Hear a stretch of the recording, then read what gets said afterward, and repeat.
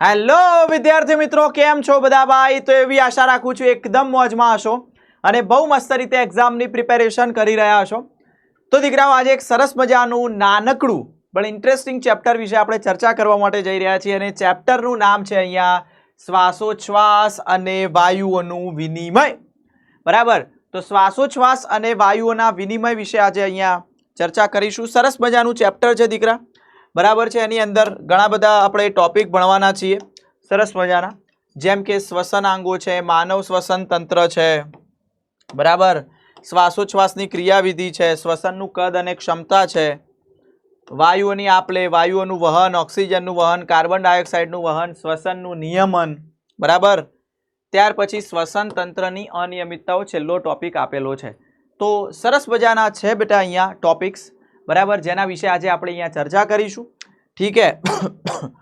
ચલો, તો પહેલાં તો તમને આ ચેપ્ટરની ક્લાસ નોટ્સ ક્યાંથી મળશે એ તમને કહી દઉં છું. આપણી પીડબ્લ્યુ એપની અંદર, તો પીડબ્લ્યુ એપની અંદર તમારો જે મોબાઈલ નંબર છે એ તમે નાખી દેજો, રજીસ્ટર કરી દેજો, જેના કારણે એની અંદર ઓટીપી આવશે. પછી તમે એપની અંદર જશો ત્યારે સર્ચ બારની અંદર તમે બેચનું નામ લખશો, 11th વન શોટ ગુજરાતી, બરાબર, તો આવી જશે એની અંદર અને તમને ફ્રીમાં બેચ એક્સેસ કરવા મળશે, જેની અંદર ક્લાસ નોટ્સ હશે, બરાબર. ચલો, હવે આગળ વધીએ આપણે. પહેલાં તો દીકરા અહીંયા આપણે વાત કરીએ થોડી, ઠીક છે. તો અહીંયા આપણે બે શબ્દોનો અર્થ સમજવાનો છે, શ્વસન અને શ્વાસોચ્છ્વાસ. બંનેમાં ફરક છે દીકરા, બટ એનસીઈઆરટી આપણે બંનેને સેમ લખ્યું છે, બટ બંનેમાં થોડો ઘણો ફરક છે. તો what is the meaning of શ્વસન, જેને આપણે રેસ્પિરેશન કહીએ છીએ, શ્વસન. તો શ્વસનની જે પ્રક્રિયા છે બેટા, તો એ શ્વસનની પ્રક્રિયામાં શું થાય છે, જ્યારે આપણે ખોરાક ખાઈએ છીએ, બરાબર, તો એ ખોરાકની અંદર આપણને ખબર છે જટિલ કણો હોય છે, પોલિસેકેરાઇડ હોય, ન્યુક્લિક એસિડ હોય, બરાબર છે, પછી ચરબી હોય છે, ત્યાર પછી વાત કરીએ પ્રોટીન હોય છે, એ બધા. તો એ બધાનું પાચન થશે એટલે સરળ ઘટકોમાં રૂપાંતરણ થઈ જશે. જેમ કે હું તમને કહું કે સરળ ઘટકો જેવા કે મોનોસેકેરાઇડ છે, ફેટી એસિડ છે, ગ્લિસરોલ છે, એમિનો એસિડ છે, આ બધાની અંદર.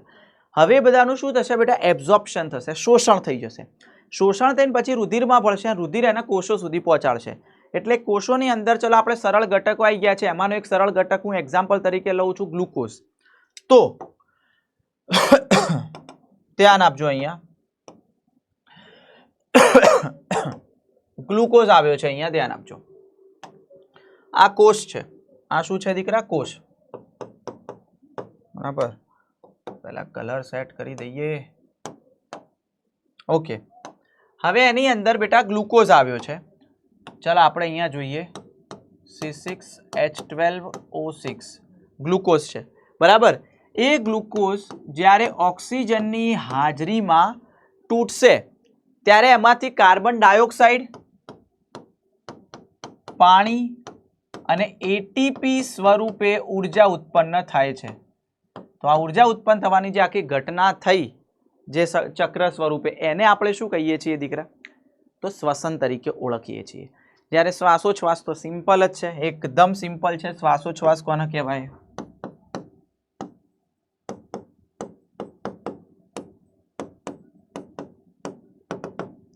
તો જે શ્વાસોચ્છ્વાસ છે બેટા, એમાં બે શબ્દોનો સમાવેશ થતો હોય છે. શ્વાસ ઇન્હેલેશન અને ઉચ્છ્વાસ એક્ઝેલેશન. તો અહીંયા આવશે શ્વાસ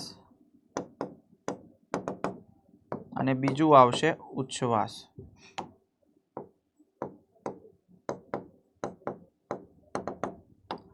તો જે શ્વાસ છે બેટા, તો એમાં આપણે હવા અંદર લઈએ છીએ,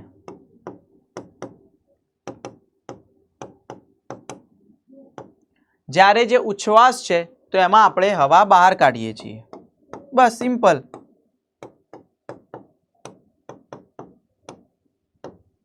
એમાં આપણે શું કરીએ છીએ દીકરા? હવા બહાર કાઢીએ છીએ, બરાબર, સમજ્યા? Yes sir. તો આને આપણે શ્વાસોચ્છ્વાસ તરીકે ઓળખતા હોઈએ છીએ. આ સિમ્પલ વાત હતી બેટા. ચલો, શ્વસનાંગો વિશે મેં તમને બેટા ઓલરેડી પ્રાણી સૃષ્ટિમાં ઘણા બધા ભણાવી દીધા છે, પણ છતાંય એક બે વિશે અહીંયા વાત કરું. જેમ કે હું તમને કહું બેટા, સછિદ્ર છે, કોષ્ઠાંત્રી છે, પૃથુકૃમિ છે, આ બધાની અંદર બેટા શરીર સપાટી દ્વારા એમનું શ્વસન થતું હોય છે. તો અહીંયા આપણે લખી શકીએ કે સછિદ્ર હોય, કોષ્ઠાંત્રી હોય, અને બીજું શું બોલ્યો? પૃથુકૃમિ. તો આ બધાની અંદર જે શ્વસન થાય છે એ શ્વસન કઈ રીતે થતું હોય છે બેટા? તો શરીર સપાટી દ્વારા.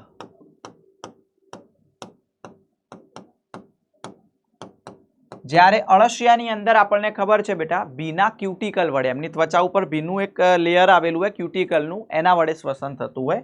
બાકી બધા તો મેં મોસ્ટ ઓફ તમને પ્રાણી સૃષ્ટિવાળા ચેપ્ટરમાં કરાયા છે, એટલે ત્યાં જોઈ લેજો તમે. તો અળસિયું, તો અળસિયાની અંદર આપણે શું લખી શકીએ? જોજો અહીંયા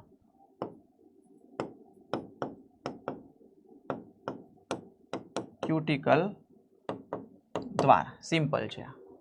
ચાલો, આટલી વસ્તુ ખબર પડી જાય, કોઈ તકલીફ નહીં સર. ચાલો, એક એ વસ્તુ હતી. હવે બેટા આપણે આગળ વધીએ, માનવ શ્વસન તંત્ર વિશે વાત કરીએ અહીંયા. પણ એમાં હું તમને પહેલા થોડુંક સમજાવું શ્વસનના તબક્કા. હા, એ ઇમ્પોર્ટન્ટ છે દીકરા અહીંયા. તો શ્વસનના તબક્કા કે સ્ટેપ બાય સ્ટેપ કઈ રીતે આખું શ્વસનની પ્રક્રિયા થાય. તો શ્વસનના જે તબક્કા છે દીકરા, એ શ્વસનના તબક્કાની અંદર આપણે કહીએ તો શું આવશે? ધ્યાન આપજો. તો જ્યારે આપણે બેટા અહીંયા પહેલું તો જ્યારે આપણે હવા અંદર લઈએ છીએ, ઓક્સિજન અંદર લીધો, બરાબર છે, અને કાર્બન ડાયોક્સાઇડ બહાર કાઢ્યો, તો આ પહેલું જે છે બેટા એને આપણે શ્વાસોચ્છ્વાસ કહીએ. એને શું કહીએ આપણે? શ્વાસોચ્છ્વાસ. તો આ પહેલો તબક્કો શ્વાસોચ્છ્વાસ. હવા અંદર લેવી અને હવા બહાર કાઢવી. ચાલો, અહીંયાથી આગળ વધીશું આપણે. તો દીકરા આપણને ખબર છે કે અહીંયાથી પછી એ વિભાજન પામે.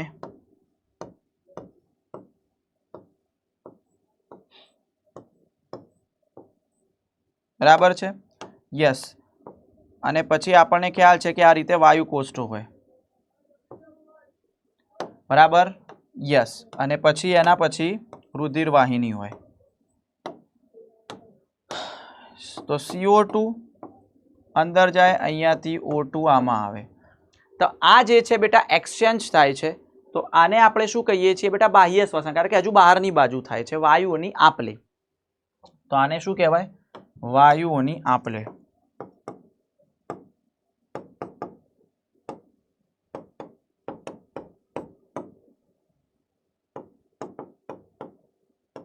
એક્સચેન્જ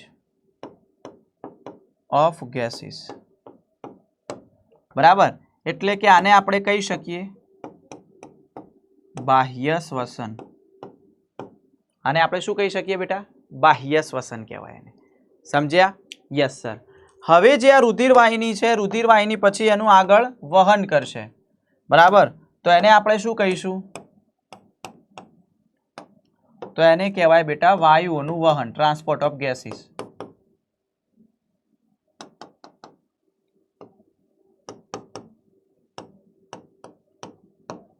એને આપણે શું કહીશું?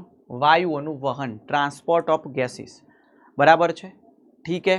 Yes sir. હવે આગળ વધીએ બેટા આપણે. તો પછી અહીંયા પેશીને બધું આવી જશે. બરાબર? ત્યાંથી જે CO2 હતો એ અહીંયા આવે, અહીંયાથી ઓક્સિજન અહીંયા આવે, તો અહીંયા પણ એક્સચેન્જ થયું. પણ આ એક્સચેન્જ બહારની બાજુ હતું, તો આને આપણે કહીએ બાહ્ય શ્વસન. આને કહેવાય અંતઃશ્વસન. આને કહેવાય અંતઃશ્વસન. બરાબર છે? ત્યાં આપલે જ થઈ છે, વાયુઓની આપલે.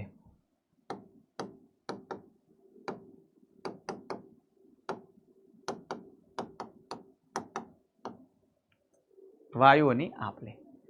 બરાબર છે? ઠીક હે? Yes sir. તો હવે જોજો, હવે એના પછી બેટા સેલ હોય, આખા કોષ હોય. અહીંયા આ રીતે કોષ હશે. તો કોષની અંદર જે CO2 હશે અહીંયા જશે, અહીંયા O2 હશે અહીંયા આવશે. અને કોષની અંદર શું થાય તો મેં તમને પહેલા પેજમાં જ સમજાયું. તો આને કહેવાય કોષીય શ્વસન. આને શું કહેવાય દીકરા? કોષીય શ્વસન. તો આ રીતે બધા સ્ટેપ બાય સ્ટેપ તબક્કા છે. સ્ટેપ બાય સ્ટેપ બધા તબક્કા છે. એક જ મિનિટ હો બેટા. કોણ છે?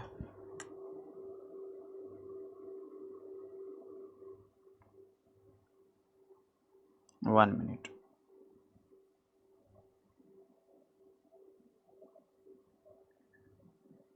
ओके ठीक है, तो कोशीय श्वसन थाय अहींया। बराबर है, ठीक है। हवे चलो श्वसनना तबक्का खबर पड़ी गई। हवे आपणे वात करीए बेटा मानव श्वसन तंत्र विषे।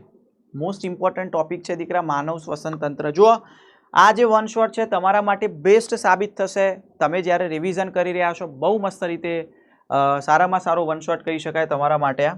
बराबर, जेम के हूँ तमने कहूँ अहींया कि मानव श्वसन तंत्र है तो पहला एनी आपणे आकृति दोरीने समझता जईए तो वधारे ख्याल आवे आपणने। बराबर,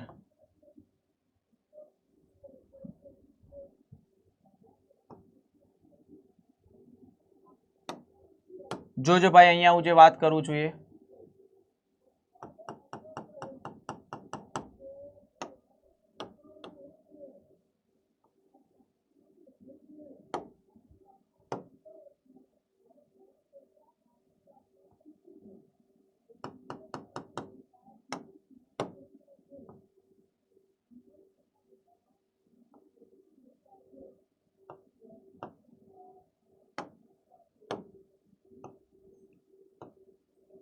यस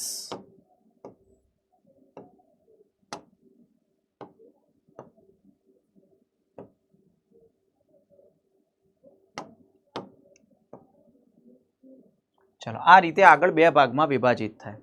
हवे चलो अहींया नामकरण करी दऊं तो आ जे छे बेटा एने कहेवाय बाह्य नासिका छिद्रो।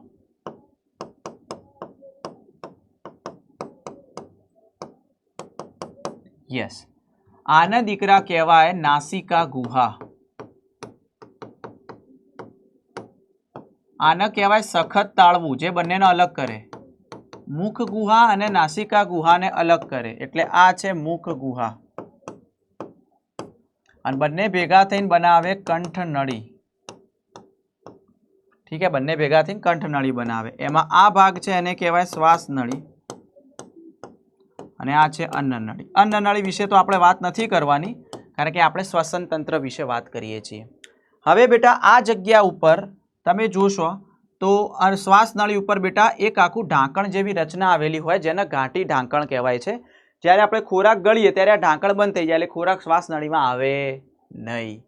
बराबर, तो आने आपणे शुं कहीए छीए घाटी ढांकण। कास्थीमय પડદો છે। શું છે બેટા એ કાસ્થીમય પડદો છે। હજુ અહીંયા પૂરું નથી થતું બેટા। અરે એક મિનિટ, હા અહીંયા પૂરું થતું નથી।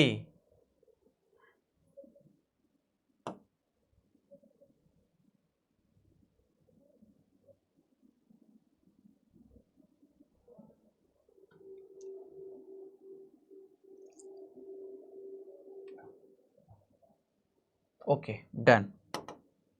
હવે આ બાજુ ધ્યાન આપો। હજુ તે આગળ વિભાજિત થતી જાય। બરાબર,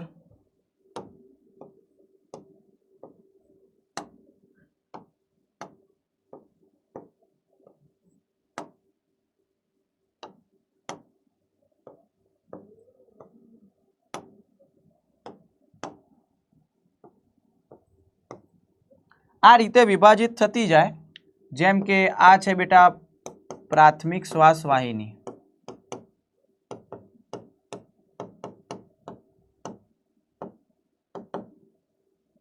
આ છે દ્વિતીયક શ્વાસ વાહિનીઓ,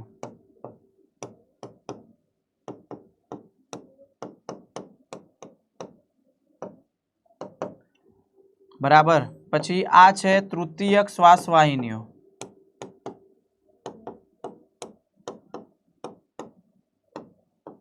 बराबर। एम आगळ विभाजित थता जाए।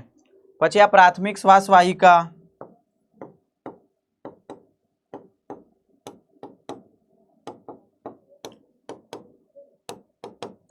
पछी आ छे अंत्य श्वास वाहिका,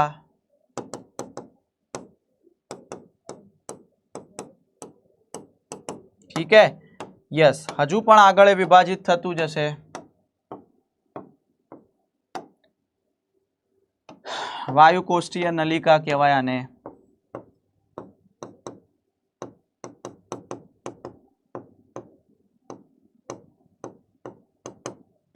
ठीक है, અને એમાંથી પછી આ રીતે વાયુ કોષ્ઠો બને.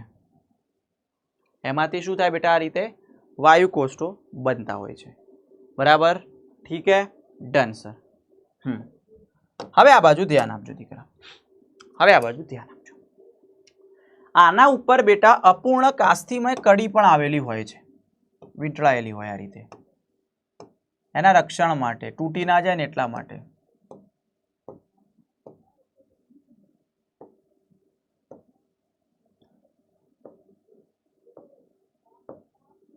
તો છે ક્યાં સુધી લંબાયેલી હશે દીકરા? પ્રાથમિક શ્વાસ વાહિકા સુધી લંબાયેલી હોય છે. બરાબર છે? યસ. તો આ રીતે એના ઉપર એક અપૂર્ણ કાસ્થિમય રચના આવેલી હશે જે એને તૂટતી અટકાવે છે. બરાબર, એ કાસ્થિની બનેલી કડી છે. તો આને કહેવાય અપૂર્ણ કાસ્થિમય કડી. શું કહેવાય દીકરા? આને અપૂર્ણ કાસ્થિમય કડી કહેવાય. ચલો, આટલી વસ્તુ ખબર પડી ગઈ? યસ, આટલું ખબર પડી ગઈ. હવે દીકરા વાત કરીએ આપણે ફેફસા વિશે. ચાલો, ફેફસાની આકૃતિ અહીંયા ડ્રો કરું છું. પહેલા ટાઇટલ લખી દઉં છું, ફેફસા ઇમ્પોર્ટન્ટ છે હો ભાઈ.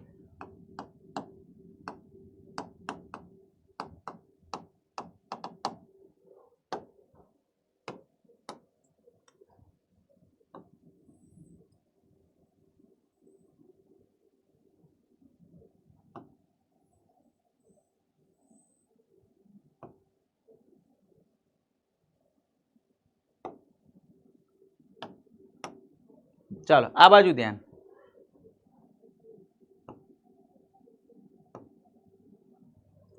આ બાજુ ધ્યાન આપજો દીકરા.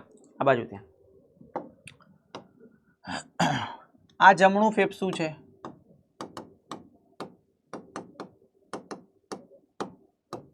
આ ડાબું ફેફસું છે. બરાબર, જમણું ફેફસું અને ડાબું ફેફસું છે. હવે જોજો, આની અંદર બેટા વાયુ કોષ્ઠો બધું આવેલું હોય, ભેગા મળીને બનાવતા હોય. બટ આની અંદર આ રીતે બનતા હોય છે. આડી ખાંચ, ત્રાંસી ખાંચ, એ રીતે અહીંયા ભાગ પડતા હોય છે. આની અંદર ત્રાંસી ખાંચ હોય છે. બરાબર, આમાં 2 પડે અને આમાં 3 ભાગ પડતા હોય છે. હવે આના નીચેના ભાગે તમે જુઓ બેટા તો ઉરોદર પટલ આવેલું હોય આ રીતે, ઘુમ્મટ આકારનું ઉરોદર પટલ. બરાબર, અને બીજું તમે અહીંયા જોશો તો આ ડબલ લેયરનું બનેલું હશે, જેને ફુફ્ફુસ આવરણ કહેવાય.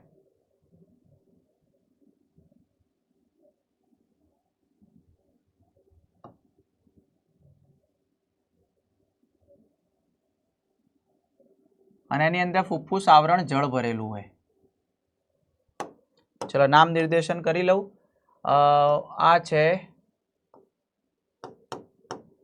દ્વિસ્તરીય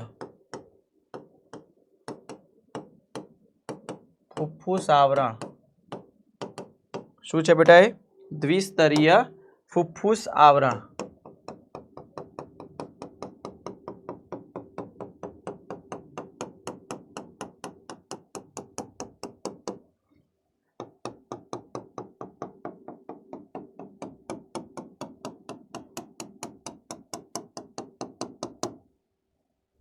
તો આને કહેવાય ફુફ્ફુસ આવરણ જળ, જે શું કરે? ફેફસાને આંચકા સામે રક્ષણ આપે દીકરા. તો ફુફ્ફુસ આવરણ જળ. બરાબર છે, ડન. યસ, આ છે ઉરોદર પટલ. આ છે હૃદય. એટલા માટે ફેફસામાં ડાબી બાજુ વળેલું કેમ છે? કારણ કે ત્યાં ખાંચ આવેલી છે. તો આને કહેવાય હૃદ ખાંચ. ઠીક હે, ડન. Yes sir. ચલો, આટલી વસ્તુ ખબર પડી ગઈ. અને જે આ ફેફસા છે બેટા, એ ફેફસા શેના બનેલા હોય તો યાદ રાખજો. ફેફસા બને છે કઈ રીતે? તો શ્વાસ વાહિનીઓનું જાળું હોય, વાયુ કોષ્ઠોના બધા ભેગા મળે. બરાબર, તો અહીંયા લખી શકાય શ્વાસ વાહિનીઓ, શ્વાસ વાહિનીઓ પ્લસ શ્વાસ વાહિકાઓનું જાળું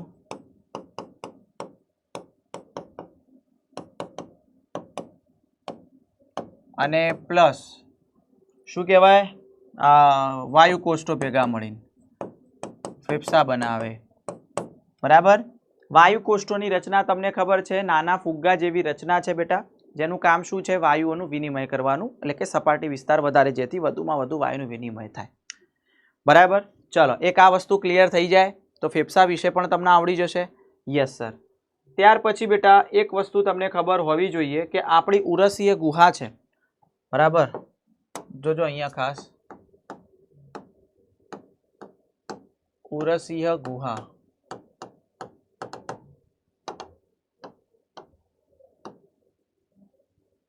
શું શું ધરાવે છે? ફેફસા ઉરસીય ગુહામાં આવેલા હોય, છાતીના ભાગમાં આવેલા હોય, તો એ શું ધરાવે છે એ જોઈએ આપણે। 1 2 3 અને 4 કે વક્ષ ભાગે, પૃષ્ઠ ભાગે, એ બધું વક્ષ, પૃષ્ઠ, પછી સાઈડમાં એટલે પાર્શ્વ અને નીચેની બાજુ।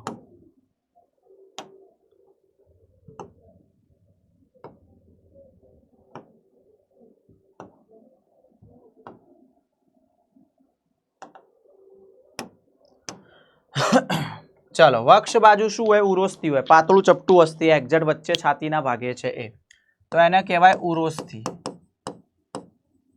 पृष्ठ पाछळना भागे शू छे? करोड स्तंभ छे, करोड स्तंभ। पार्श्व साइड में शू छे? तो पासळीओ छे।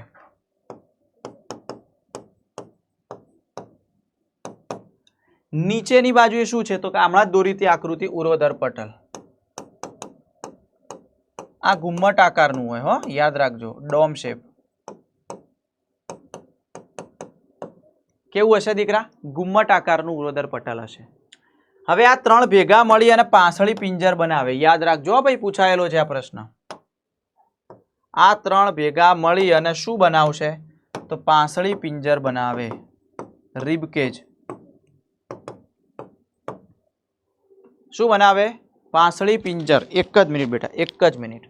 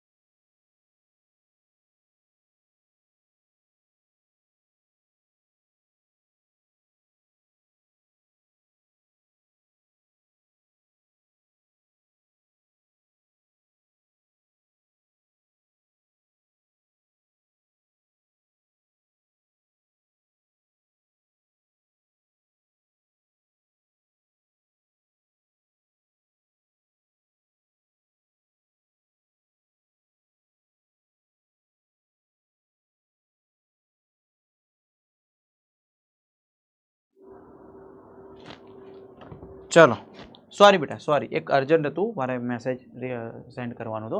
चलो, हवे आ बाजू ध्यान आपो दीकराओ। तो पासળી पिंजर बनाव्युं आने। हवे जोजो आमां, यस, आ तो आपी दीधेलुं छे, यस। चलो, आ बधुं ज मैं समजावी दीधुं तमने अहींया, ओके, यस। हवे अहींया ध्यान आपजो दीकरा के श्वासोच्छ्वासनी क्रियाविधि समजवी बहु अगत्यनी छे, के श्वासनी प्रक्रिया क्यारे थाय अने उच्छ्वासनी प्रक्रिया क्यारे थाय। तो श्वास अने उच्छ्वास क्यारे थतुं होय छे? तो ध्यान आपजो बेटा अहींया। तो श्वासोच्छ्वासनी क्रियाविधिमां बे प्रकारना स्नायुओ संकळाय बेटा, बे प्रकारना स्नायुओ संकळाय, बराबर। हाँ, तो अहींया लखजो जो, तो बे प्रकारना स्नायुओ संकळाय। જોજો ઇમ્પોર્ટન્ટ છે લ્યા. કયા બે પ્રકારના સ્નાયુઓ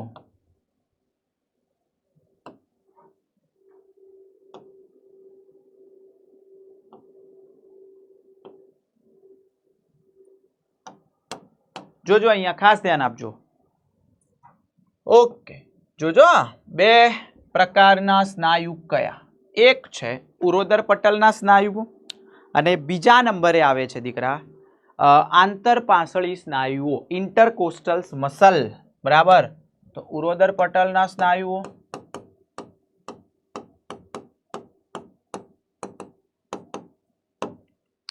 અને આંતરપાસળી સ્નાયુ.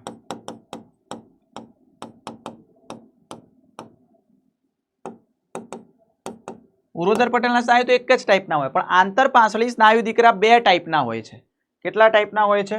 બે ટાઈપના હોય છે સર. બરાબર, તો એક આવશે બાહ્ય આંતરપાસળી સ્નાયુ અને બીજા નંબરે આવશે અંત આંતરપાસળી સ્નાયુ.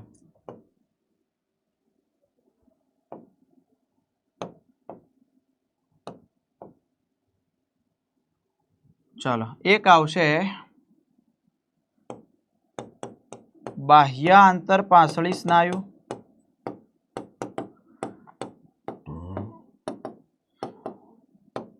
અને એક આવશે અંત આંતરપાસળી સ્નાયુ. બરાબર, આને કહેવાય છે EICM.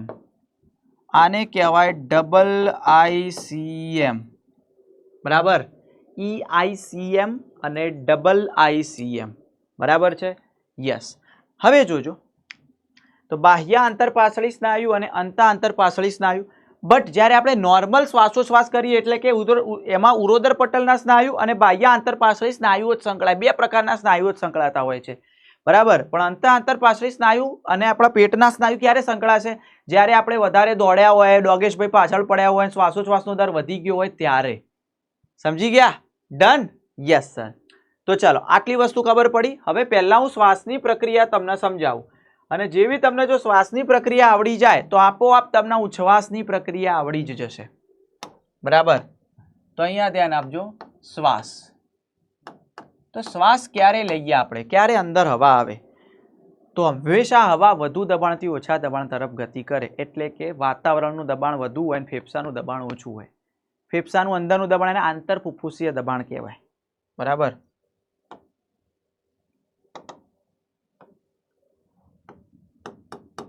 વાતાવરણીય દબાણ વધુ અને આંતરફુફ્ફુસીય દબાણ ઓછું.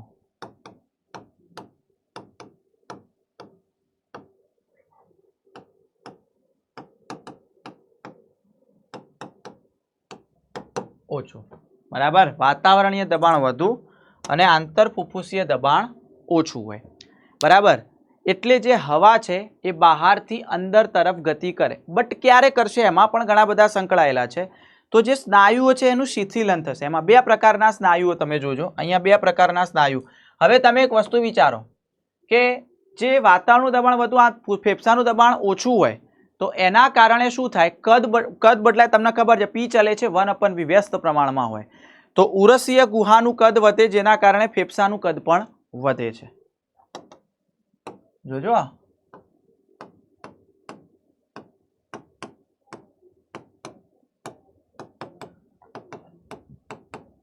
કદ વધે. હવે આમાં બેટા બે પ્રકારના સ્નાયુઓ સંકળાતા હોય છે. એમાં કેટલા? બે પ્રકારના સ્નાયુઓ સંકળાતા હોય છે.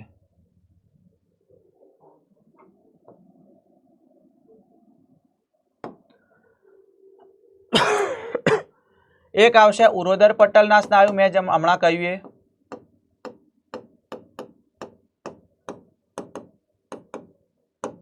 અને બીજું આવે છે બાહ્ય આંતરપાસળી સ્નાયુ.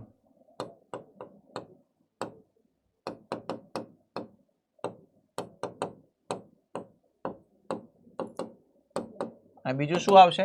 બાહ્ય આંતરપાસળી સ્નાયુ. ઉરોદર પટલના સ્નાયુનું સંકોચન થાય, આનું પણ સંકોચન થાય, બંને સંકોચિત અવસ્થામાં આવી જાય તો બંનેનું શું થશે? સંકોચન.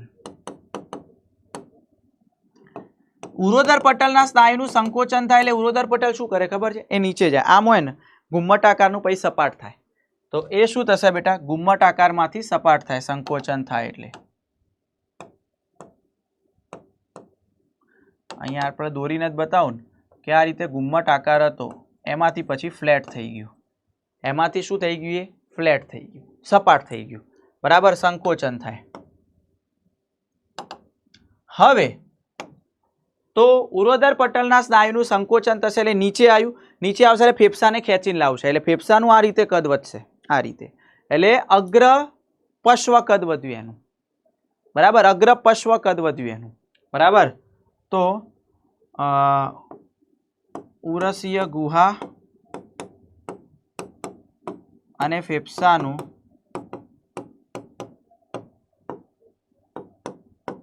અગ્ર પશ્વ કદ વધે.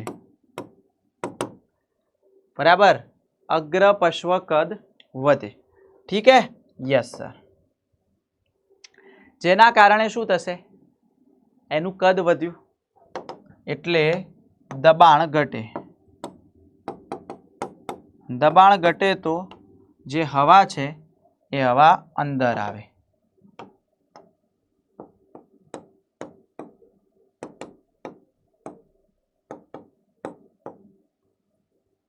તો હવા શું થશે બેટા?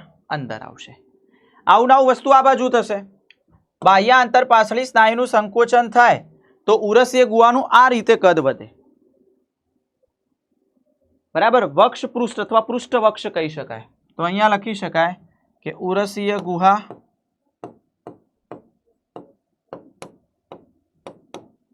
અને બીજું શું નામ? ફેફસા પૃષ્ઠવક્ષ કદ ઘટે, વધે, જેથી દબાણ ઘટે. અને દબાણ ઘટે તો હવા અંદર આવે.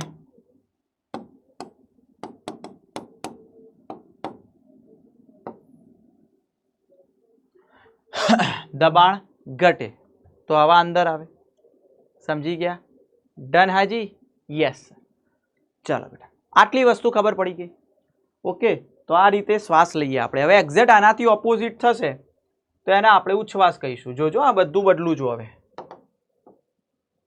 ચાલો, હવે આવશે ઉચ્છ્વાસ.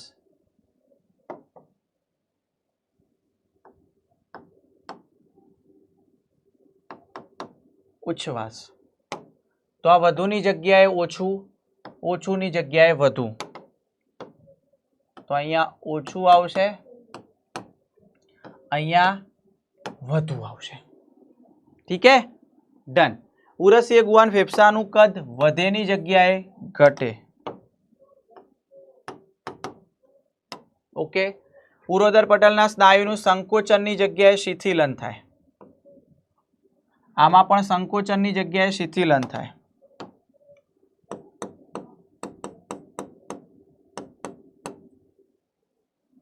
શિથિલન.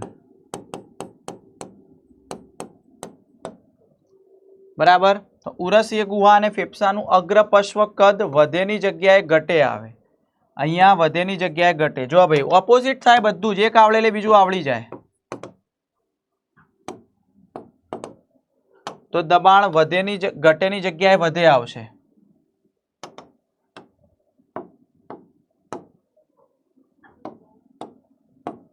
બરાબર, હવા અંદર આવેની જગ્યાએ હવા બહાર જાય.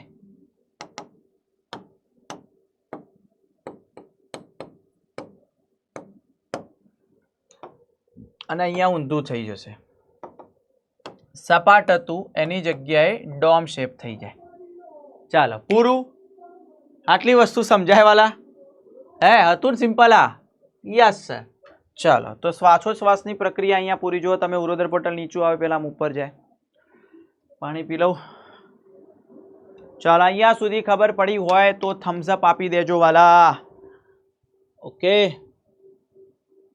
તો અહીંયા સુધી સમજ પડી હોય તો થમ્સ અપ આપી દેજો. Okay, done.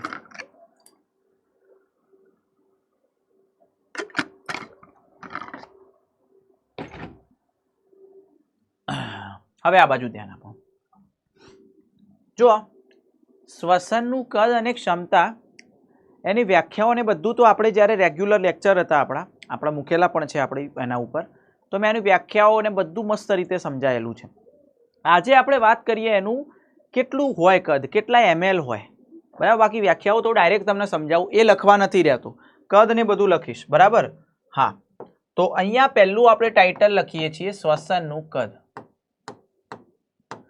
ચાલો એના પહેલા તમે મને કમેન્ટની અંદર આન્સર આપો કે શ્વસનનું કદ માપવા માટે કયું સાધન વપરાય છે. કમેન્ટમાં મારે આન્સર જોઈએ.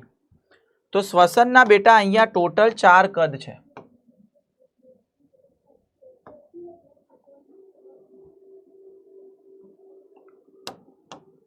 ચાર કદ છે અહીંયા, બરાબર.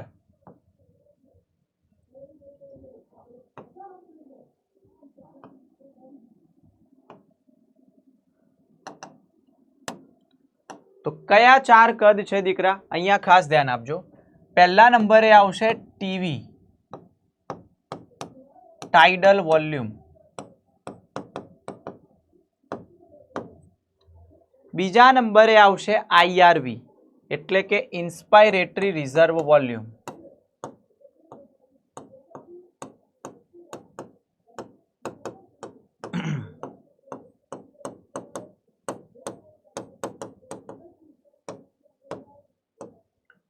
ત્રીજા નંબરે આવશે ઈઆરવી, એટલે એક્સપાયરેટરી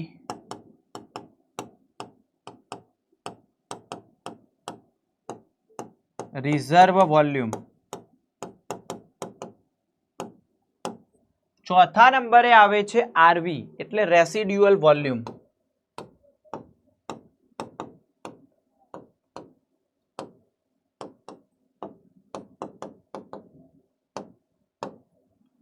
રેસિડ્યુઅલ વોલ્યુમ. ઠીક હે, ડન. ચાલો હવે ટીવીનો મતલબ નોર્મલ શ્વાસોચ્છ્વાસ કરીએ અને ટીવી કહેવાય, તો તમને ખબર છે. જેનું કદ કેટલું હોય? 500 ml જેટલું હોય. તો 1 મિનિટમાં કેટલું થાય? એક વારમાં 500 હોય તો 1 મિનિટમાં કેટલું થાય? તમને આનું અંદાજ કઈ રીતે આવે? શ્વસન દર ખબર હોવી જોઈએ. કેટલા શ્વસન દર હોય 1 મિનિટમાં? શ્વસન દર કેટલા હોય? તો પછી મને 1 મિનિટમાં ટીવીનું વેલ્યુ પણ મને કમેન્ટમાં આન્સર આપો ને જોઈએ. ચાલો, એક વારમાં 500 ml હોય. આઈઆરવી એટલે તમે દબાણપૂર્વક કેટલો ખેંચી શકો, તો એના આઈઆરવી એ 2500 થી 3000 હોય.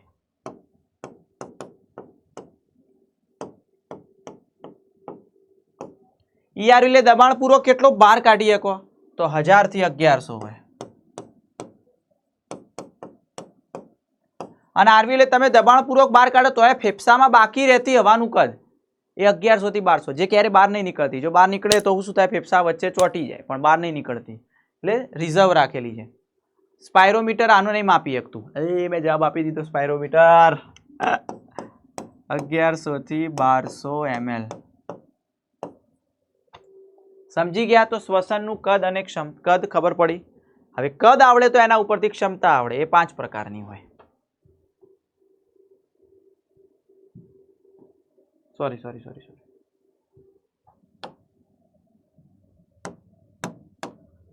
શ્વસનની ક્ષમતા ધ્યાન આપજો વાલા, ધ્યાન આપજો. અહીંયા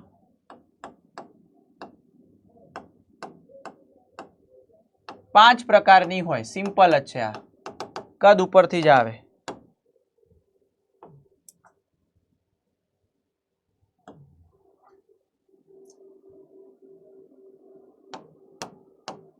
જોજો.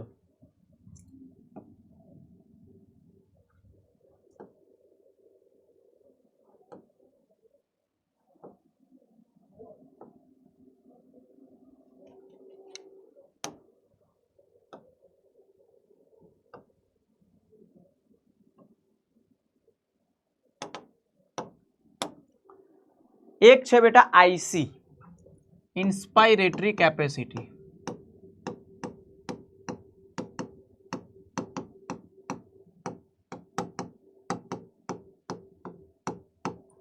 બીજું છે બેટા ઈસી, એક્સપાયરેટરી કેપેસિટી.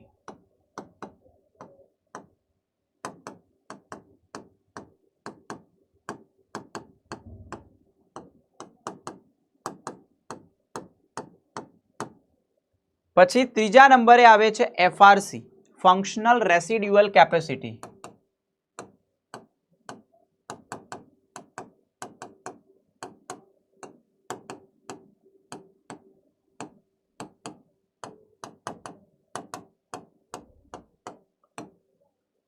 પછી આવે છે વીસી, વાઇટલ કેપેસિટી.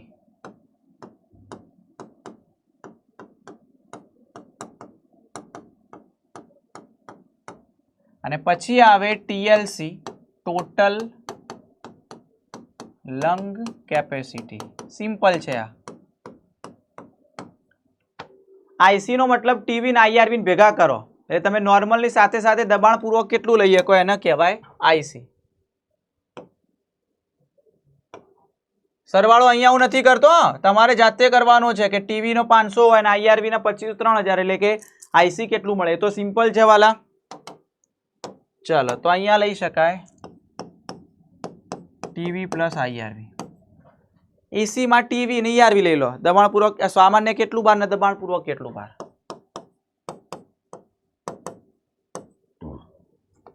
ઠીક હે. એફઆરસી માં ઈઆરવી અને આરવી તમે નોર્મલ બાર કાઢો, એના પછી તમારા ફેફસામાં કેટલું વધે તો દબાણપૂર્વક નહીં કાઢ્યું એટલે દબાણપૂર્વક વધે, અને આરવી તો રહેવાનું જ છે.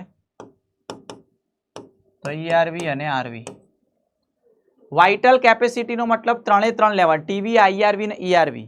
એટલે કે તમે જ્યારે મેક્સિમમ સામાન્ય શ્વાસ કાઢો છો એના પછી તમે મેક્સિમમ કેટલું બહાર કાઢી શકો, તો ટીવી જેટલું, આઈઆરવી દબાણપૂર્વક હતું એ, અને દબાણપૂર્વક ઉચ્છ્વાસ પણ કાઢી શકો એટલે 3 જેટલું. તો ટીવી વત્તા આઈઆરવી વત્તા ઈઆરવી. અને ટોટલ લંગ કેપેસિટી તમે મેક્સિમમ દબાણપૂર્વક અંદર શ્વાસ લો એટલે અંદર કેટલું રહ્યું, ટીવી આવે, મેક્સિમમ આઈઆરવી લીધું, હજુ ઈઆરવી બહાર નહીં કાઢ્યું, એ હોય ને આરવી એ 4 એ 4 હોય.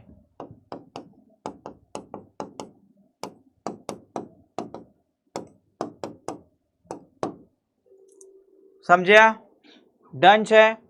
ક્લિયર? Yes sir. તો આ શ્વસનની ક્ષમતા હતી. ચાલો આવડી જાય. હવે વાયુઓની આપ લે બેટા. હવે આપણે જાણીએ છીએ કે જે વાયુઓની આપ લે થતી હોય છે એ કોના કોના વચ્ચે થતી હોય છે એ. તો વાયુઓની આપ લે બેટા આ જે છે વાયુકોષ્ઠ, અને એનું અંદરનું સ્તર લાદી સમનું બનેલું હોય એ, અને આનું પણ લાદી સમનું જ બનેલું હોય. આ વસ્તુ પ્રાણી પેશીમાં સમજેલા છીએ આપણે.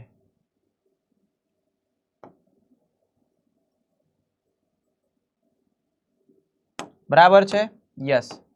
અને આ વચ્ચેના ભાગમાં આધારક હોય. તો હવે તમને એ તો ખબર છે કે અહીંયાથી ઓક્સિજન અહીંયા આવે, અહીંયાથી CO2 અહીંયા, આ રીતે આપણે થાય.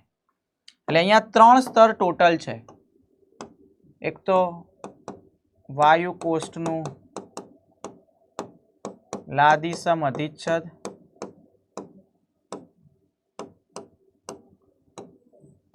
આ છે આધાર કલા, અને આ છે રુધિર વાહિનીનું લાદીસમ અંતઃચ્છદ અથવા અધિચ્છદ પણ કહેવાય. અને તમને કહી દઉં બેટા કે આ 3ની જાડાઈ, આને જ આપણે કહીએ છીએ પ્રસરણ પટલ.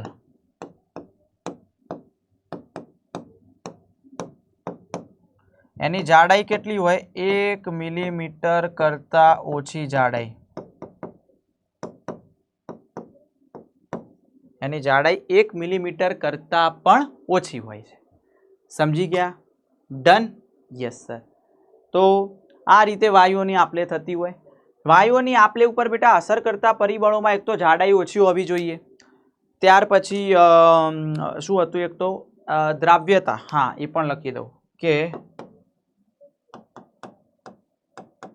વાયુઓની આપલે પર અસર કરતા પરિબળો. તો એમાં કયા કયા આવે બેટા? અહીંયા લખું છું પહેલા નંબરે પ્રસરણ પટલની જાડાઈ. જેટલી ઓછી જાડાઈ એટલું ફટાફટ પ્રસરણ થાય.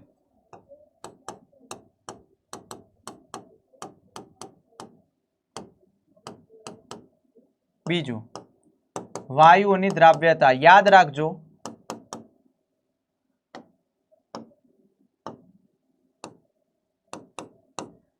કે CO2 O2 કરતા CO2 ની દ્રાવ્યતા 20 થી 25 ગણી વધારે હોય.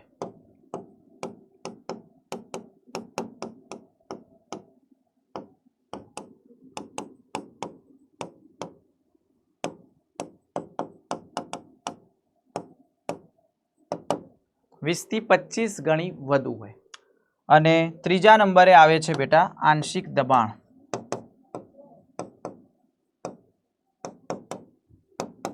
આપણે અહીંયા બે વાયુ છે એટલે કે PO2 અને PCO2 જે તમારા કેમેસ્ટ્રીમાં આવે ને, P એટલે પાર્શિયલ પ્રેશર,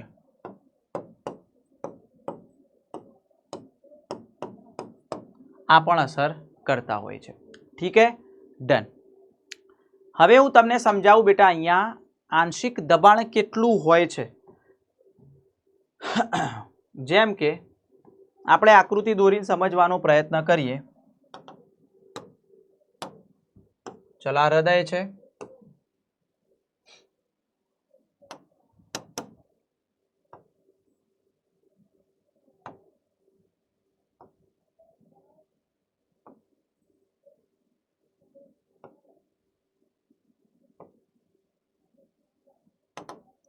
હવે તમને એ તો ખબર છે કે આ right એટ્રિયમ, right ventricle, left એટ્રિયમ, left ventricle. ઠીક હે, ડન. Yes sir. ચલો, હવે અહીંયા શું હોય તો ફેફસા હોય અને અહીંયા શરીરના વિવિધ અંગો હોય.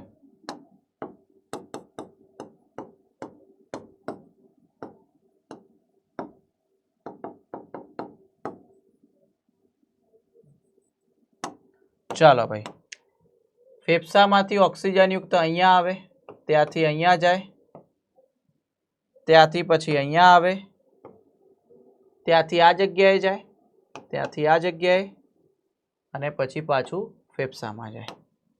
ચાલો, આટલું ખબર છે? Yes sir.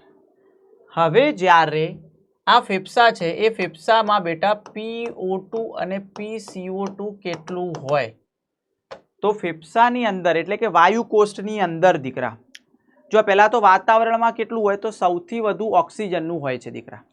આખું કોષ્ટક જ આપેલું છે અહીંયા, તમે જોઈ લેજો. વાતાવરણમાં 159 હોય, CO2 નું 0.3, વાયુ કોષમાં ઘટતું જાય ઓક્સિજનનું. બરાબર? યસ. તો PO2 કેટલું હશે અહીંયા 104 અને PCO2 કેટલું હશે 40 હશે. બરાબર? યસ. આની અંદર ઓક્સિજન યુક્ત છે તો ઓક્સિજન યુક્તની અંદર કેટલું હોય બેટા 90 સોરી PO2 PCO2 95 અને આ 40 હોય. બરાબર? અહીંયા પણ એટલું જ હોય PO2 કારણ કે ઓક્સિજન યુક્ત છે 95, PCO2 40. પણ અહીંયા ઓક્સિજન વિહીન થઈ જાય તો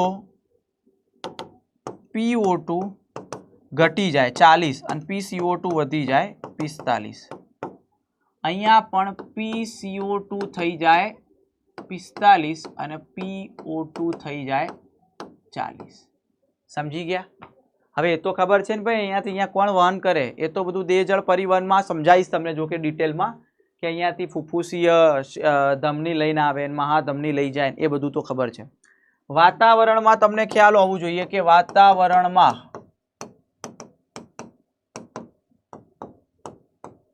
PO2 હોય 159 મિલીમીટર HG નો એકમ છે અને PCO2 0.3 મિલીમીટર HG. ચાલો, આટલી વસ્તુ ખબર હોવી જોઈએ. બરાબર? Yes sir. ચાલો, આ કોષ્ટક આપેલું છે મેં જે હમણાં સમજાવ્યું, આ પણ મેં જે હમણાં સમજાવ્યું એ, આ પણ જો 1 મિલીમીટર વાળું સમજાયું એ. વાયુઓનું વહન બેટા, વાયુઓમાં બે વાયુ વિશે ભણવાનું હોય આપણે, ઓક્સિજન અને કાર્બન ડાયોક્સાઇડ. એમાં પહેલા હું તમને વાત કરું બેટા ઓક્સિજનનું વહન. હવે ઓક્સિજનનું વહન છે દીકરા એ બે રીતે થતું હોય છે. ઓક્સિજનનું વહન કેટલા રીતે થશે દીકરા?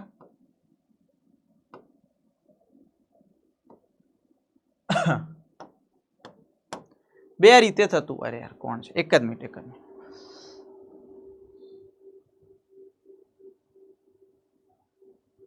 ચાલો તો બે રીતે અહીંયા થશે. એક તો રુધિર રસમાં દ્રાવ્ય સ્વરૂપે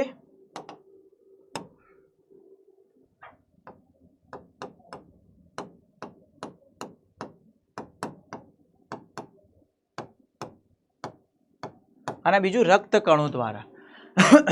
રક્તકણો દ્વારા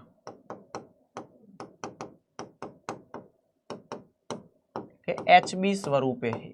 રક્તકણમાં કોણ? HB સાથે જોડાઈને. બરાબર. રુધિર રસમાં દ્રાવ્ય એ ખાલી 3% જ વહન પામે, ઓનલી 3%. અને રક્તકણો દ્વારા બેટા એ 97% વહન પામે. સૌથી વધુ રક્તકણો દ્વારા. એટલે કે રક્તકણો દ્વારા હિમોગ્લોબિન સાથે જોડાઈ જાય, ઓક્સિજન હિમોગ્લોબિન સાથે જોડાઈ જાય અને એમાંથી બનાવે HbO2, ઓક્સી હિમોગ્લોબિન સંકીર્ણ બનાવે. બરાબર છે. એટલે કે જો હું તમને વાત કરું કે આ રુધિર વાહિની હોય, બરાબર, એની અંદર આ રક્તકણ છે, તો જે ઓક્સિજન છે એ ઓક્સિજન બે રીતે વહન પામે. એક આની સાથે HB સાથે જોડાઈ જાય ઓક્સિજન, બરાબર, અને પ્રતિવર્તી રીતે જોડાય. બરાબર. એટલે કે ફરીથી છૂટો પડી શકે અને HbO2 સ્વરૂપે, અને એક આ રીતે ઓક્સિજન સ્વરૂપ, એટલે કે રુધિર રસ દ્વારા. તો આ 3% થયું અને આ 97% થયું, કારણ કે આ રુધિર રસ છે.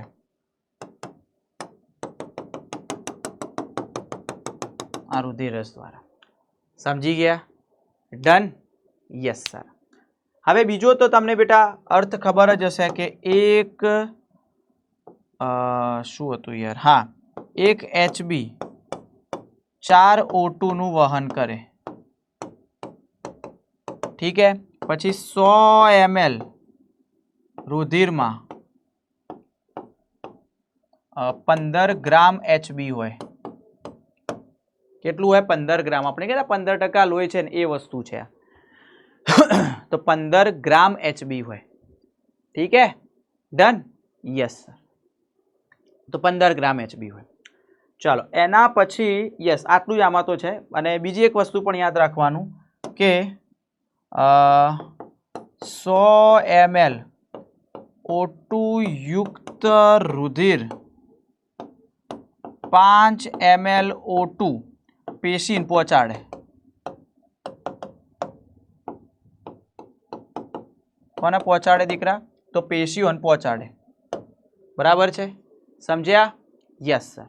ચાલો હવે આપણે વાત કરીએ બેટા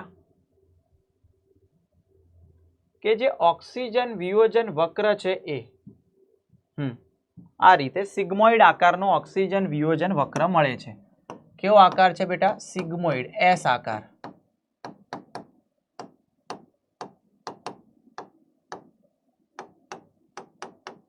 કેવો મળશે? એસ આકારનો. હવે ઓક્સિજન વિયોજન વક્ર શું છે એ સમજાવું કે ઓક્સિજન હિમોગ્લોબિન સાથે જોડાવાની ટકાવારી અને ઓક્સિજનનું આંશિક દબાણ, એટલે જેટલું ઓક્સિજનનું આંશિક દબાણ વધે, ઓક્સિજનનું દબાણ વધે, એટલું ઓક્સિજન હિમોગ્લોબિન સાથે વધારે જોડાય. એટલે જો જેમ જેમ આ બાજુ જઈએ એમ એમનું જોડાણ વધતું જાય છે. બરાબર છે? સમજ્યા? યસ. બટ ઘણીવાર આ જે આલેખ છે એ કાં તો ડાબી બાજુએ ખસી શકે, કાં તો જમણી બાજુએ ખસી શકે. એટલે જમણી બાજુ સ્થળાંતરણ પણ થઈ શકે અને આ છે ડાબી બાજુ સ્થળાંતરણ. તો જો જમણી બાજુ ક્યારે આલેખ ખસી શકે તો એના વિશે પણ અહીંયા સમજાવું, ધ્યાન આપજો. તો જ્યારે PO2 વધારે હોય, જો પહેલા બધું લખી દઉં,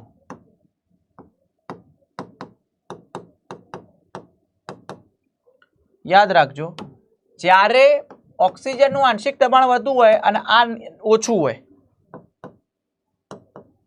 બરાબર છે, આ બધું ઓછું હશે તો જે છે એ ડાબી બાજુ ખસી જશે. બરાબર. અને એના એક્ઝેક્ટ ઓપોઝમાં, સોરી, અને એક્ઝેક્ટ એના ઓપોઝની અંદર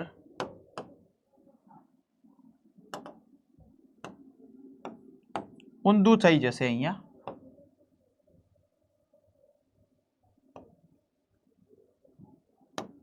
PO2 નીચું હોય ને આ બધું ઊંચું હોય. પીએચ ના ગાળામાં ઊંધું થઈ જાય, કારણ H પ્લસ ના પીએચ ના 36 નો આંકડો છે. બરાબર? યસ. ચાલો, તો આ વસ્તુ ખબર પડી. હવે આ જે છે એ કઈ જગ્યાએ આવું થશે સર? તો આવું ક્યાં હોય? વાયુ કોષ્ઠ સ્તરે. તો વાયુ કોષ્ઠમાં બેટા આવી પરિસ્થિતિ જોવા મળે, એટલે ડાબી બાજુ હોય. અને આ જમણી બાજુ ક્યારે હોય? પેશી સ્તરે. કેમ? કારણ કે પેશી સ્તરે કાર્બન ડાયોક્સાઇડ વધારે ઉત્પન્ન થયેલો હોય એટલા માટે. ચાલો, તો આટલી વસ્તુ ખબર પડી ગઈ. ક્લિયર છે? Yes or no? Yes sir. ચાલો નેક્સ્ટ. કાર્બન ડાયોક્સાઇડનું વહન છે દીકરા એ 3 રીતે થતું હોય છે. એકદમ સિમ્પલ છે આ તો. કાર્બન ડાયોક્સાઇડનું વહન 3 રીતે થાય. 1, 2 અને 3 રીતે. કયા 3 રીતે બેટા? એક તો રુધિર રસમાં દ્રાવ્ય સ્વરૂપે,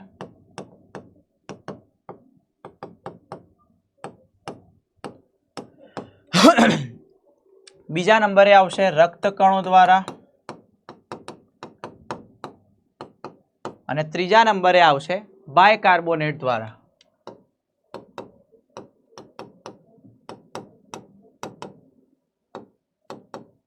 જો રુધિરરસમાં દ્રાવ્ય સ્વરૂપે 7% વહન પામે છે, રક્તકણો દ્વારા 20 થી 25%, અને આ 70%.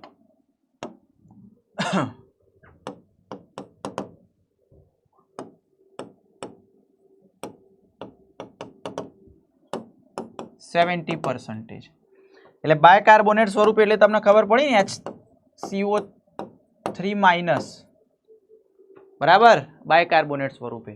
રક્તકણો દ્વારા એટલે Hb + CO2 એટલે કાર્બમિનો હિમોગ્લોબિન સ્વરૂપે. બરાબર, અને આ તો ડિઝોલ્વ થઈ જાય એની અંદર એ રીતે. ઠીક હે? Yes sir.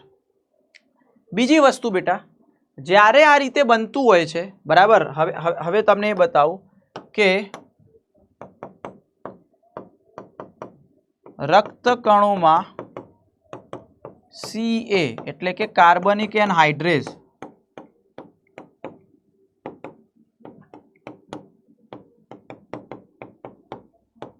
વધુ અને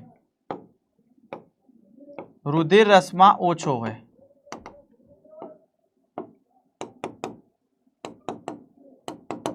અને રુધિર રસમાં ઓછો હોય. કાર્બનિક એનહાઇડ્રેઝ કરે છે શું? તમને કહી દઉં. H2O અને CO2 બંનેમાંથી કાર્બનિક એનહાઇડ્રેઝ બનાવશે H2CO3, અને એમાંથી H+ + HCO3- અલગ પાડશે. પણ આ HCO3- છે એ પછી બન્યો રક્તકણમાં, પણ જાય ક્યાં? રુધિર રસમાં જાય, વહન પામે. કેમ બન્યો રક્તકણમાં? કારણ કે રક્તકણમાં જ કાર્બનિક એનહાઇડ્રેઝ વધુ હતું, પછી એ રુધિર રસમાં જાય. સમજ્યા? ડન. એટલે આ બાયકાર્બોનેટ સ્વરૂપે વહન એ રુધિર રસમાં જ થાય છે, પણ બન્યું ક્યાં? રક્તકણમાં. Okay, yes. તો આ રીતે વાયુકોષને પહોંચાડી દેશે કાર્બન ડાયોક્સાઇડ, ને વાયુકોષ પછી બહાર નીકાળી દેશે. એક બીજો મુદ્દો પણ અહીંયા યાદ રાખવો દીકરા, કે 100 ml O2 વિહીન રુધિર 4 ml CO2 વાયુકોષને પહોંચાડે. વાયુકોષને પહોંચાડે. તો ચાલો, આ વસ્તુ પણ ખબર. મસ્ત રીતે શોર્ટ નોટ સ્વરૂપે જોવા ભાઈ. આ મસ્ત રિવિઝન થઈ રહ્યું છે યાર, એકદમ મસ્ત, ગુગરા જેવું રિવિઝન. તો તમારી સ્કૂલ લેવલ એક્ઝામ માટે બહુ જ બેસ્ટ કહેવાય. ચાલો, એ ખબર પડી. હવે શ્વસનનું નિયમન છે દીકરા, એ 2 રીતે થાય. આપણા શ્વાસોચ્છ્વાસ ઉપર જે નિયંત્રણ, તો શ્વાસોચ્છ્વાસ એટલે કે શ્વસનનું નિયમન 2 રીતે થાય. ચેતાકીય નિયમન અને રાસાયણિક નિયમન. જોજો ભાઈ, આ બાજુ ધ્યાન આપજો. ચેતાકીય અને રાસાયણિક. ચેતાકીય નિયમનમાં બેટા 2 વસ્તુ સંકળાશે. શ્વસન લયબદ્ધતા કેન્દ્ર અને શ્વાસ અનુચલન કેન્દ્ર.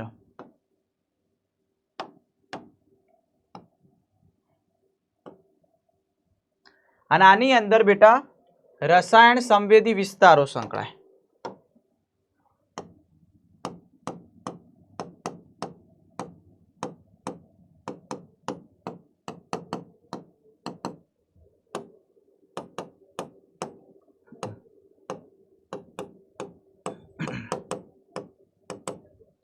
શ્વાસ અનુચલન કેન્દ્ર અને આની અંદર આવશે રસાયણ સંવેદી વિસ્તાર. આ મેઇન બે હેડ કહેવાય. સૌથી વધારે હેડ આ આનો ઓર્ડર આપે, બરાબર. અને આના નીચેના અંડરમાં કામ કરનારા પાછા બે, મધ્યવર્તી અને રસાયણ મધ્યવર્તી અને પરિઘવર્તી.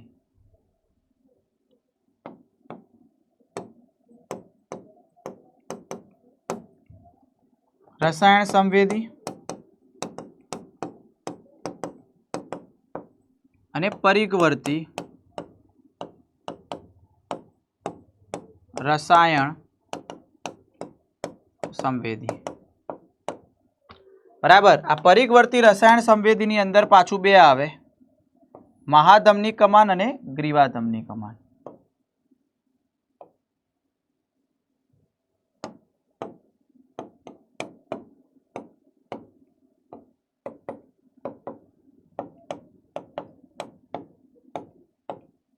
અને યાદ રાખજો આ રસાયણ સંવેદી તો છે, પણ કોના પ્રત્યે છે બેટા? તો CO2 અને H+ પ્રત્યે. ઓક્સિજનથી કોઈ લેવા દેવા નહીં. એટલે CO2 ને H+ વધે તો જ સંવેદના અનુભવે અને આમને જણાવે. બરાબર. હવે યાદ રાખજો, આ લંબમજ્જામાં હોય, આ સેતુ પ્રદેશમાં હોય. ક્લિયર? Yes sir. નેક્સ્ટ બેટા શ્વસન તંત્રની અનિયમિતતાઓ. એમાં 3 રોગો ભણવાના છે. પહેલું છે દમ. બરાબર. તો પહેલા નંબરે છે દમ, જેને આપણે અસ્થમા કહીએ. જેને આપણે શું કહીએ દીકરા? અસ્થમા કહીએ. દમની અંદર થાય છે શું બેટા? તો એક પ્રકારનો એલર્જીક રોગ કહી શકાય. એલર્જન્સ દ્વારા થાય. પરાગરજ, ધૂળનો કોડો, ધૂળ ને આ બધાના કારણે થતો હોય છે. બરાબર. આની અંદર શું થાય છે? શ્વાસ વાહિનીઓમાં નો વ્યાસ ઘટી જાય, જેથી એમાં બળતરા થાય, સોજો આવે અને અવાજ આવે એમાંથી શ્વાસ લેતી વખતે, અને શ્વાસ લેવામાં તકલીફ થાય. ચાલો, તો દમ વિશે ખબર પડી જાય. હવે શું આવશે બેટા? એમ્ફીસેમા.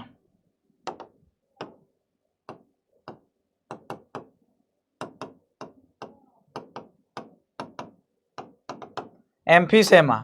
તો એમ્ફીસેમા બેટા વાત કરીએ તો ક્રોનિક રોગ છે, એટલે કે વારંવાર ઉથલો મારતો, એટલે દીર્ઘકાલીન, લાંબા સમય સુધી લે. શું હે બેટા?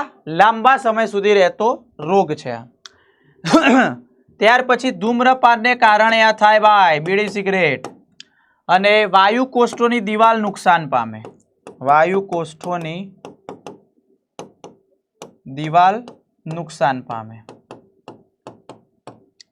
ઠીક હે.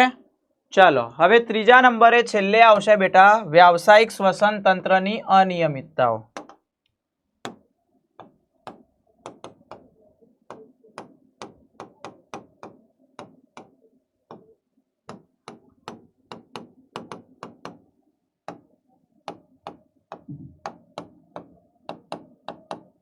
બરાબર. એની અંદર દીકરા વાત કરવાની કે ધૂળના રજકણો શ્વાસમાં જાય, બરાબર, જેથી ફેફસામાં રેસામય પેશીનો ભરાવો થાય.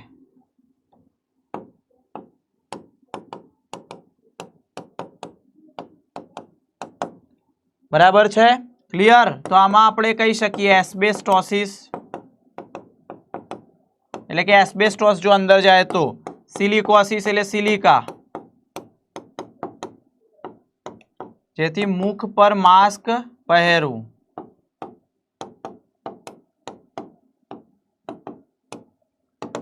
ઠીક હે, ડન. ચાલો ઓકે, હવે એમસીક્યુ આપણે અહીંયા સોલ્વ કરી લઈએ. સિમ્પલ છે વાલા, આવડવા જોઈએ. તો મનુષ્ય અને સસ્તન પ્રાણીઓમાં હવા બહારથી ફેફસામાં આના દ્વારા પસાર થાય છે. તો ક્યાંથી ક્યાં જાય બેટા? નાસિકા પોલાણ પહેલું હોય, પછી કંઠનળી, શ્વાસપેટી, શ્વાસનળી, શ્વાસવાહિની, વાયુકોષ. ચલો જોઈએ આગળ.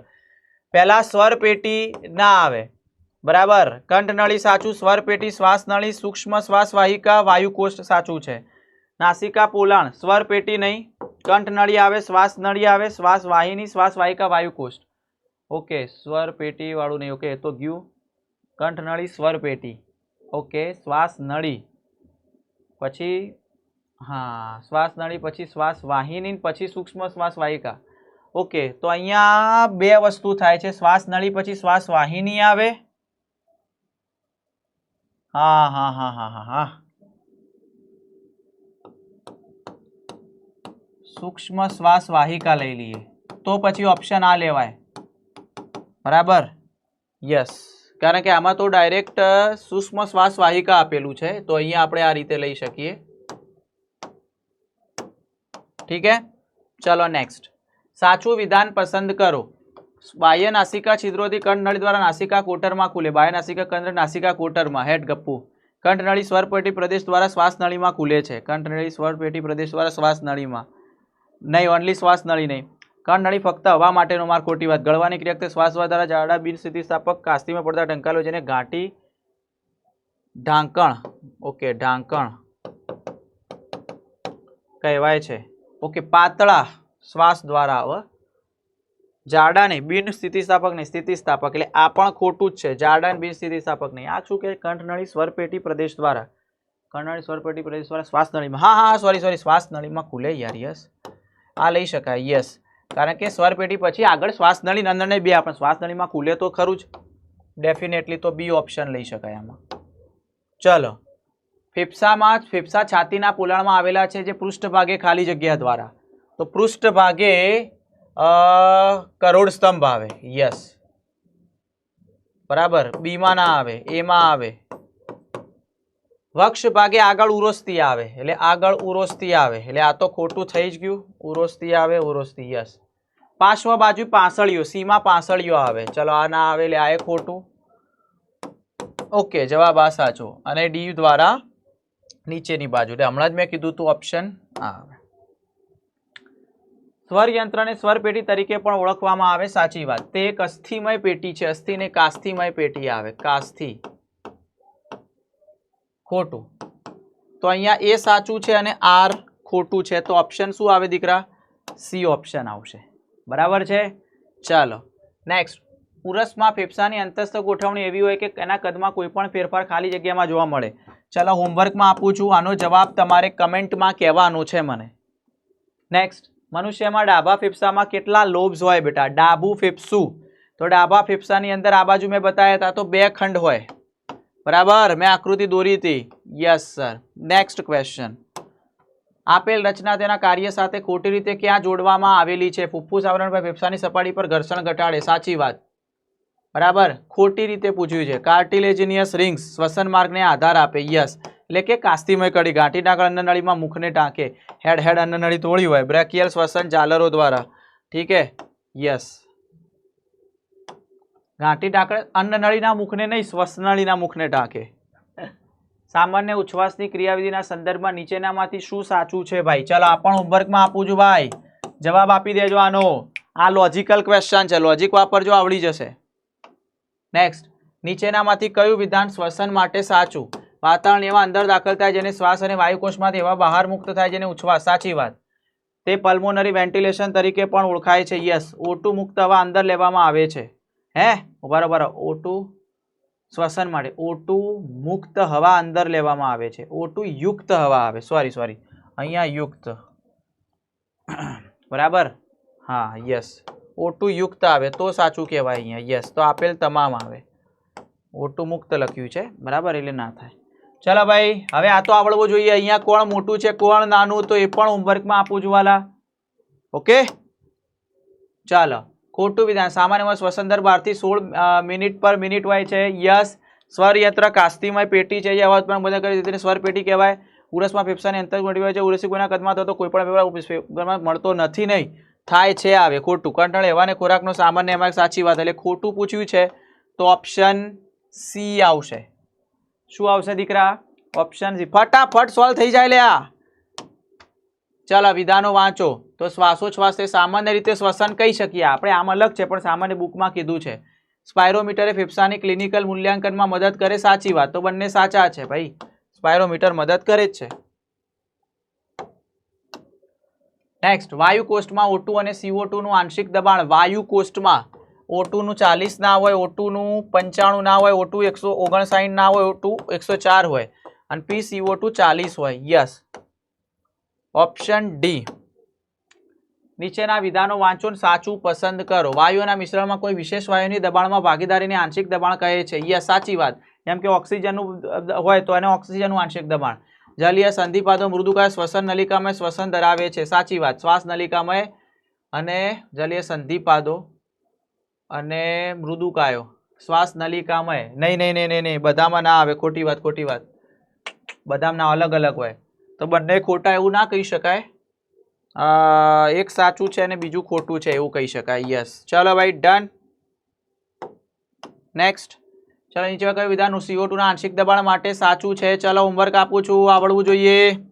ઠીક હે, ચાલો ઓકે. તો હોમવર્કની અંદર તમારે રિવિઝન કરવાનું છે